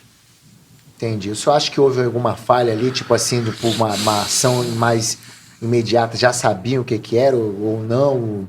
Demorou? Tipo, do aeroporto já estavam esperando uma ambulância? Ou já foi para casa? Não, ele foi para casa. Foi para casa, né? Porque é uma coisa muito... Tinha que ser uma coisa muito imediata ali, né? Para começar o tratamento. Não, né? ele tinha que ser imediato. O problema é que o Caco... Ele foi para casa dele. E lá ele tô com uma desinteria. Atleta, tudo, né? Tô com desinteria, não vou nem para lá porque eu tô evacuando muito e tal. Aí foi isso que aconteceu, cara. Mas foi um choque pra gente todo, pra todos nós. Tanto é que a gente tá falando até hoje, depois de muitos e muitos anos, né? Eu cresci escutando essa história, por isso que eu tô registrando aqui, né, cara, com uma personagem, com um senhor que viveu tudo Meu isso. irmão. É isso aí, fica o registro aqui a todos os telespectadores. Esse grande... Era praticante de jiu-jitsu também. Jiu-jitsu, natação, um grande atleta, né? Grande atleta. Tem até nome de rua hoje em dia aqui na nossa cidade, né? Tem o nome da Caco Caminha. Caco Todo Caminha. mundo conhece lá como Caco Caminha. Tiraram o nome, mas continua como Caco Caminha. Não, eu nem sabia que tinha tirado até hoje. Tiraram. É tipo a Rua Recife aqui, né? Eu continuo chamando Recife. Rua Recife, mudou o endereço. Eu nem sei qual é o nome de lá. Eu também não. Mas... Eu chamo de Recife. Rua também. Recife, tem a mesma coisa que a Paraíba, eu conheço como Paraíba. O amazonense original é isso. Também não sei o nome dessa nova rua. Agora, se tu disser onde é Paraíba, eu sei onde é. E assim também é a Rua Caco O V8. O V8 também. Sim, tem V8. outro nome, mas eu chamo de V8. É verdade. Eu não sei por que essas mudanças também. Né? Mestre, a gente está se aproximando aqui da parte final e eu vou fazer um pequeno, como a gente faz aqui no final, um bate-bola. Eu vou falar alguns nomes, né? E o senhor vai falando aí, se quiser desenvolver também. Como eu já disse, o programa hoje aqui é seu. Vamos começar? Bora, na hora. Reison Gracie. O pai do jiu-jitsu aqui. Oswaldo Alves, mestre Oswaldo Alves. O jiu-jitsu refinado para o Amazonas. Que legal. Academia do Nando e do Luiz Façanha, no Débora. Essa academia tão famosa que a galera fala no Débora. Onde se plantou várias sementes que hoje espalharam-se pelo mundo inteiro, que tem alunos meus que estão fora, entendeu? Exatamente. Pô, direta e diretamente a gente não tem como mensurar. Exato. Indiretamente não tem como mensurar. Indiretamente não tem. Não Outro tem dia, como, o Alex, que é aluno do Paulo Ameba, mandou até um parabéns para mim no meu aniversário. Ele está na Inglaterra, ele tem uma academia na Inglaterra. Aí, Alex, um abraço, meu amigo. Aí, feito o registro. Então já, Reison Gracie, Oswaldo Alves, desculpa, Sérgio. O judô lá de São Paulo. João Gonçalves. Meu amigo, meu pai, muito importante para mim. Infelizmente, ele já não está mais com a gente. Mas está recebendo essa mensagem agora. Com certeza. Através da nossa mente, nosso coração aí, com certeza. Com certeza, absoluta. Hollis Gracie. Grande lutador, apreciador daqui da região do Amazonas. Tinha no sangue o lado nortista, né? Porque os pais são do Pará, tanto o seu Carlos como o seu Hélio. Adorava um açaí, entendeu? Aliás, todos eles, né? Gostam do açaí. Aliás, eu acho que o jiu-jitsu todo gosta do açaí. É verdade. Famoso no mundo inteiro. No mundo inteiro. Rua Ministro Viveiro de Castro, Academia do Mestre Oswaldo Alves. Esse Foi pequenininho e um verdadeiro templo, né? É eu vi do início aquilo ali, entendeu? Viveiro de Castro, formador de grandes lutadores, mestre Osvaldo. Que legal. Sérgio Penha. Para mim, um dos jiu-jitsu mais bonitos que eu já vi. Grande amigo, meu irmão. E espero visitá-lo, hein? Ei, Serginho, vou visitar, hein? Dessa vez vai passar. Vou bater aí, hein? Eu e Nando. Espera. Pronto. Tá feito o registro. Vamos passar por alguns dos seus alunos aí originais. Nonato. Meu amigo, meu irmão, até hoje aquilo que você falou, o respeito, meus alunos, pelo amor de Deus, Sim, tem um respeito todos falam por que mim. eu falei, carinho muito grande pelo senhor. Se eu ligar para um deles, eles vão bater lá. O Nonato não veio porque tá de plantão, por isso que eu te falei. Sim. Mas ele vinha. Humberto, eu tô precisando disso na hora. Então já tocou o nome dele aí, Humberto. Outro amigo meu. Esse é parceiro. Tô até com O kimono dele que tá aqui desse lado aqui, ó. Aí, Humberto. Que legal. Acho que os outros vão ficar meio ciumados. Não, né? Mas Nonato tudo não bem. vai, não. Ó, Fala Bela. Até hoje, muito carinho eu tenho por ele. Muito amigo. Quando ele esteve nos Estados Unidos para montar a academia dele, eu estive lá. Ah, olha só que legal. Eu estive lá com ele. Ele ia montar uma academia de jiu-jitsu, ali pela área de Orlando. Estive lá com ele. Ele não montou porque morreu um lutador de jiu-jitsu aqui, não lembro o nome, que estava programado para ir para lá com ele. Fazer aquela frente fazer tudo, que era um faixa preta. Que lutou, que tu sabe que tu lutou, fizeste luta livre. Ele também era de luta livre. Depois migrou para o jiu-jitsu também. Entendi. Poxa, depois eu vou saber quem Procura saber. Eu posso perguntar do Fala Bela. eu tenho contato com o filho dele também. A gente pode até depois Procura saber. Saber desse... Eu estive com o Fala Bela lá, numa cidadezinha, que não tinha jiu-jitsu lá. Eles iam montar. Fiquei uns 3 noites eu passava com ele lá, de onde ele estava para onde eu estava, era perto, eu pegava o carro e ia lá para casa dele comer pizza. Olha só que legal. E eu tenho o Fala Bela até hoje como um filhão, entendeu? Eu gosto muito dele. Pô, que legal. Ele vai ficar muito feliz de vendo isso. Vamos aqui agora pro Iano Monteiro. Iano Monteiro. Iano foi o que levou o jiu-jitsu da família, né? Ele é o mais velho, né? Guto O Monteiro. senhor até falou na coisa que a gente estava conversando, pequenininho, Eles né? eram pequenos e eu ficava brincando. Binho Monteiro. Ficava brincando de rolamento lá na academia. Como eu fazia quando eu ia lá na academia do Nilson. Do Nilson, eles faziam na sua academia. Eles faziam também. na minha academia. Entendeu? Olha só que registro legal. Paulo Barros, vamos falar tem que usar o código. O Paula Meba. Um abraço, Paulinho. Uma pessoa boa demais. Hoje, então, como pastor, né? Pastor Paulo Barros. Falo com ele todo dia de manhã. É mesmo? Manda mensagem, manda uma mensagem de muita luz, entendeu? Desde o dia da entrevista. Coração aí, Paulinho. É isso aí.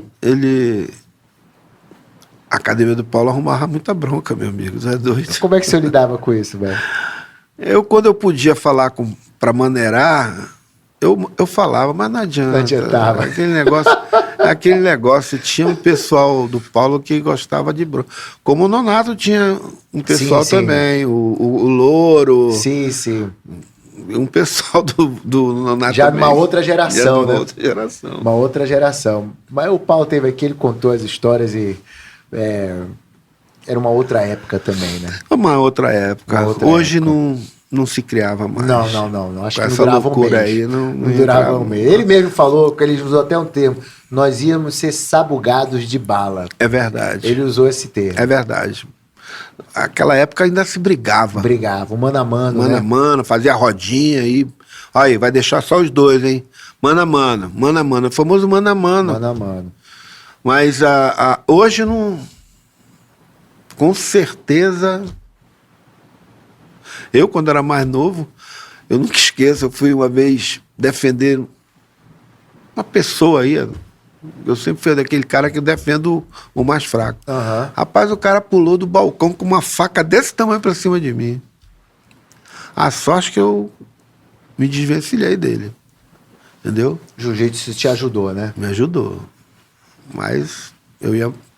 Acabou dançando. Olha a lambizeira que o cara corta desse. pra tudo que é lado. Eu esqueci agora o nome. Nilberto. Nilberto, que levou o jiu-jitsu pro Japim. Meu irmão até a última hora, viu? Infelizmente teve uma doença muito ruim, que eu também perdi um irmão para essa doença. Mas até o último instante ele, parceiro e amigo. E eu sinto falta do Negão, cara. Porra. Pensa num cara de uma conversa boa, num astral tão bom, bicho. Eu peço para que as pessoas se cuidem. É importante, né, mestre? A diabetes mata, bicho. Sim, é importantíssimo. Todo tipo de cuidado, né? Esporte também é fundamental. É. Ulisses Paixão. Uma obra feita pelo meu grande amigo, Negão. Ulisses, um abração, meu amigo. Fica com Deus. Poderia deixar de falar também, né? No nome do irmão dele, o famoso Giban. Giban. Outra fera. Infelizmente, também foi chamado antes do tempo. É isso e aí. assim se desenvolveu aquele jiu-jitsu lá, bicho. Lá, né? Uma potência muito grande, uma potência. Né? O mestre morava por lá. Também, né? O mestre, ele tinha uma casa. Dia de quinta-feira eu ia para lá. Eu não treinava, não. Quem ainda fazia umas posições era o Nando.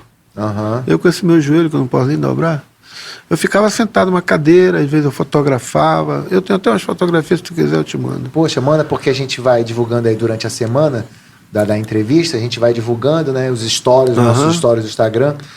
Lá do Oswaldo, ele morava lá no Japim. A gente, dia de quinta-feira, eu ia com meu irmão para lá.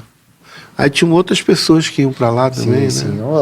Sim. Pelo visto, um encontro de gerações, né? É verdade. Gerações. Até isso ele sabia fazer muito bem. O menino Lobato ia para lá. Ia quem mais para lá? O Ninja. Um abraço, Ninja. Que bom legal. Lutador, rapaz. Um preta dele. Preta do Oswaldo. Bem, acredito que não tenha faltando aí. Sempre falta alguém. Não tem como lembrar. Que fica aqui as minhas escusas, entendeu? Sim. Se eu não citei alguém aí, mas que fica aqui, ó, do coração para todos esses que formaram o nosso jiu-jitsu amazonense, entendeu? Todos, não é só eu, não. Eu acho que tem uma gama de pessoas que tiveram influência no jiu-jitsu aqui, sabe? É claro que tiveram a cadeia, como eu te falei, a semente, o pomar, né, como você falou, formou raízes. Porque eu digo sempre, você tem que ter raiz. Porque senão você não se sustenta sem raiz. É que nem uma árvore. Quanto mais alta a árvore for, mais raiz ela tem penetrada, tanto aberto como profundamente. Entendeu?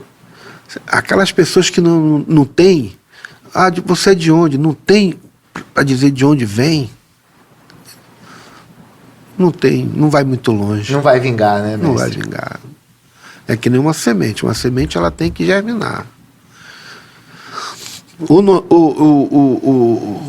O Neto teve uma influência muito grande. Eu não vou deixar de citar o nome do Neto. Arthur Vigílio Neto, que inclusive já sugeriram aqui para vir no programa, mas, poxa, a gente está começando. Cara, posso falar com ele? Quem sabe aí para chegar, porque ele tem uma importância muito grande né? Eu não estou falando nada de política, estou Não, falando eu como vou falar para ele como praticante. né? E trouxe para cá também o Reison Grace, Foi. né? Então, quem sabe aí um dia ele possa sentar aqui com a gente e O trocar uma Elcio pode ideia. fazer Essa ponte, né? essa ponte. Quem sabe? Seria um prazer enorme, uma grande... Eu posso tentar falar com ele. Poxa, fica bom. Então, define aqui, Arthur Virgílio Neto. Arthur Virgílio Neto, o cara que implantou aqui o jiu-jitsu no Amazonas. Pô. Foi ele que trouxe o Reison para cá. Grande importância. Como eu digo que o meu primo, Roberto, tem grande importância porque foi ele que levou meu irmão para ir pro Osvaldo, pô. Olha só. Roberto, tamo junto. Ele vai estar lá vendo. Muita gente vai ver isso aqui. Com certeza o pessoal das antigas, a galera da natação. Vai ser um negócio assim muito legal. Mestre, e é incrível, né? Como uma série de situações, decisões vão se juntando e fazendo um grande elo, assim, uma rede, né, de contatos, né? Falou de Sérgio Penha, falou do Falabella, ambos nos Estados Unidos. Aí vem as academias aqui, os alunos diretamente, indiretamente. Em algum momento, mestre, você parou já para pensar assim, falar assim, caramba, poxa, valeu a pena, tipo, olha só quanta coisa aconteceu. Porque muitas das vezes a gente fala assim, como se eu vi agora o senhor falando, assim, mas muita gente teve influência, tudo. Eu venho daqui, por isso que era de suma importância vir o senhor e o seu irmão, né, que não pôde vir, mas para a gente conhecer, porque o nome já estava conhecido, né? Ter a imagem aqui de vocês no nosso programa. Então, o senhor já, se em algum momento já teve essa reflexão, tipo, caramba, olha só quanta gente a gente ajudou, assim, diretamente, como isso foi importante na vida dessas pessoas. Já parei, sim. Já parei para pensar e fico muito agradecido, viu? Como cresceu. Uma coisinha de nada. Um tatamezinho pequeno, se expandiu. Né, meu tatame, logo no início, era feito de palha de arroz. Palha de arroz. Como o Ricardinho, que hoje é presidente lá, falou, eu te ajudei a gente montar lá aquele dojo, com uma lona que se você vacilasse, tirava a tua pele. Era difícil. Aquela lona locomotiva. Locomotiva verde, né? Pelo amor de Deus. Papai do céu, quando falava pra tirar o kimono, o cara já ficava meio triste, né? Não, sem kimono, pelo amor de Deus. Caía de mau jeito com o cotovelo. Ficava mas lá. ela amaciava. Ela só fazia isso logo no início. Depois ela ficava... Mas esse início aí que era complicado. Complicado. Mas eu tive bons amigos, bons parceiros, entendeu? Que me desculpe se eu esqueci alguém aí, entendeu? Mas o nosso jiu-jitsu evoluiu muito. Sim, evoluiu muito, mestre. E é como você escutou da própria voz do Reison, que ele falou da grandeza que hoje o jiu-jitsu do Amazonas é. Que ele diz, olha, os dois polos mais fortes de jiu-jitsu, de praticantes, nós temos muitos praticantes. Muitos praticantes, é incrível. Aqui, é impressionante. Sair aqui, a gente não vai andar nem 10 minutos, vai vir na academia. Eu cheguei uma vez lá em Barcelos, cheguei de noite. Tinha um cara me esperando para me dar uma palestra. Falar um pouco do que eu falei isso aqui com vocês. Falar um pouco do jiu-jitsu. Eu fui. Eu vi tanta simplicidade na pergunta. Pô, mestre, dava para ir lá na minha academia. E eu fui lá. Tu imagina jiu-jitsu lá em Barcelos. Lá em Barcelos, o interior todo tem. Sim, sim. O interior todo tem. É impressionante. Impressionante. Cara. Parabéns, parabéns. Parabéns aí por tudo que vocês fizeram, cara. Porque tudo foi tão importante. As viagens, voltando para Manaus, formando... Esses treinos todos que estão na memória deles, das pessoas que passaram lá. Eu vi aqui o semblante do Paulo, né, contando dos treinos de sexta-feira. Sexta-feira era arrepiante lá. Exatamente, ele lembrando com muita saudade. Mas ele gostava. Ele adorava, e foi por isso que ele ficou. Ele falou aqui pra gente.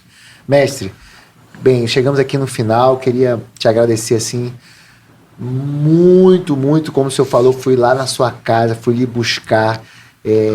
Estamos aí nos falando aí durante 2 semanas, né? Vamos trocando mensagens, falando, o senhor mandando foto, toda essa contextualização que houve para esse momento aqui, que de suma importância para a nossa arte marcial, o jiu-jitsu, não só para o jiu-jitsu, como para a luta no geral, né? E a passagem de vocês, tudo que aconteceu lá nessa casa do Débora tá marcado na vida de muita gente, marcou na vida de muita gente. Naquela reportagem lá ele filmou. O Fábio me falou dessa parte da filmagem da casa, né? Não é nome, Ninho de... Não, é... Clã das Cobras. Clã das Cobras. Clã das Jiboia. Clã das Jiboia. Clã das Jiboia, é isso aí mesmo. Aparece lá, ele filmou a direção onde era o dojo, mas ele filmou onde é um ginásiozinho lá em cima. Entendi. Entendeu? Chegou a ter peças de tatame lá, né? Entendi. Mas... Que legal, mestre. Então, hoje nem usam mais. Deixo as palavras finais aqui para o senhor. Mais uma vez, registrar aqui minha gratidão imensa, tirar o senhor da sua zona de conforto. O senhor, logo que eu ventilei a possibilidade, falou, não, eu não faço entrevista, não. Deixa eu te falar. Aí começou a explicar a história, o porquê, né? E aí, na hora que o senhor estava falando, eu falei, cara... Eu vou te buscar. Papai do céu, me ilumina. Como é que eu vou levar esse cara, desfazer essa ideia dele, explicar para ele o que está acontecendo? Me ajuda.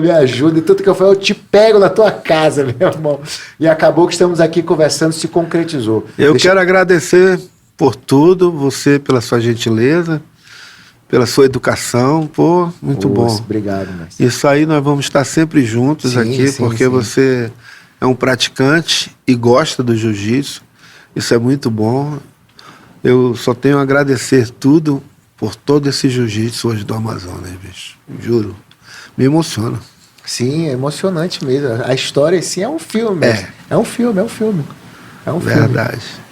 É isso aí, pessoal. Vamos ficando por aqui, encerrando mais um episódio do programa Hora da Luta. E hoje não foi um programa, meu irmão. Foi uma verdadeira aula de história. Entendeu? Eu achei que eu sabia um pouquinho, mas não sabia de nada. Vou rever esse programa, aconselho você também, praticante, não só de jiu-jitsu, como de toda a arte marcial, ver com muito carinho essa entrevista aqui com esse grande mestre, Luiz Façanha. No mais, qualquer problema é só chamar. Ouça!